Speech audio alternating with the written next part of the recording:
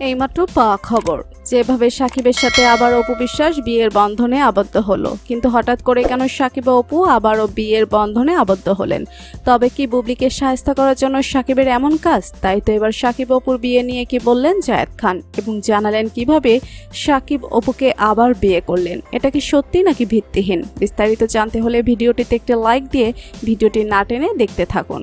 যেভাবে হয়েছিল সাকিব অপুর বিয়ে জানালেন অপু বিশ্বাস, কিন্তু হঠাৎ করে কেন সাকিবের কথাতে অপু বিশ্বাস এমন সিদ্ধান্ত নিলেন? তবে কি বুবলিকে চিরতরের জন্য দূরে সরিয়ে দেওয়ার জন্য সাকিবের এমন প্ল্যান? তাই তো সাকিব অপুর বিয়ে নিয়ে জায়েদ খান বলেন, 2008 সালের 18 এপ্রিল বিয়ে হয়েছিল সাকিব খান অপু বিশ্বাসের বিয়ে। 2016 সালের 27 সেপ্টেম্বর জন্ম হয় তাদের সন্তান আব্রাহাম খান জয়ের।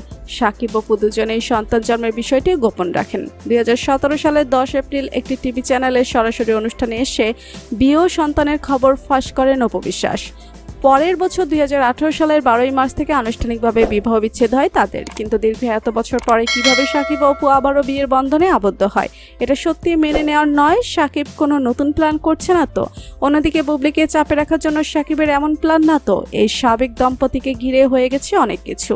তাদের বিচ্ছেদ জানাজানি হলেও বিয়ে নিয়ে তেমন তথ্য জানেন না ভক্তরা। দেখা হয়নি বিয়ের ছবিও। সম্প্রতি এক সাক্ষাৎকারে জায়েদ খান এমন কথা জানিয়েছেন।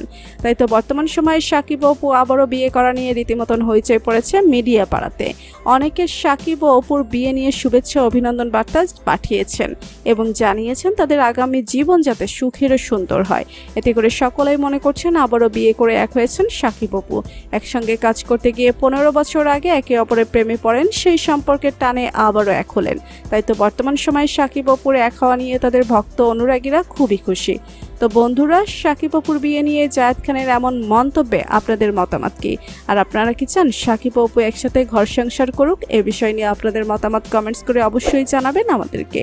ভিডিওটি ভালো লাগলে লাইক কমেন্ট ও শেয়ার করতে ভুলবেন না। আর আমাদের চ্যানেলটি সাবস্ক্রাইব করে আমাদের সাথেই থাকুন। ধন্যবাদ সবাইকে।